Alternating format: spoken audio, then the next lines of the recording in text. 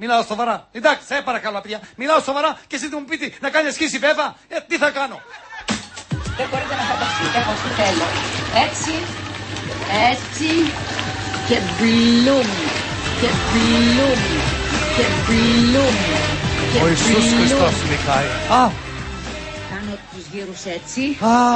Έτσι διατηρώ τη σιλουέτα μου. Έτσι τη διατηρείς, δεν είναι η μία, είναι οι δύο σιλουέτες.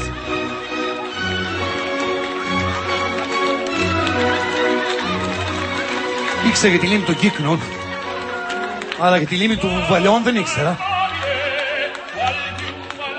Και είναι η λίμνη της Φώκιας.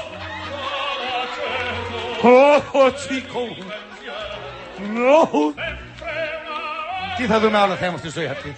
Βοηθήστε με, Θεέ μου. Ρε παιδί μου, άσχετο τώρα.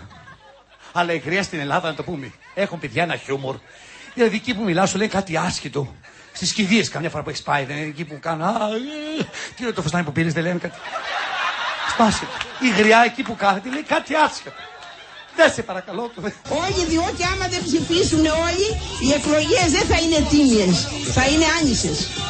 Έτσι δεν είναι? Έτσι είναι, έτσι είναι. Και εσύ βάλε ένα καπέλο, βρε μάνα. Και να βάλω και καπέλο. Βάλε το καπέλο.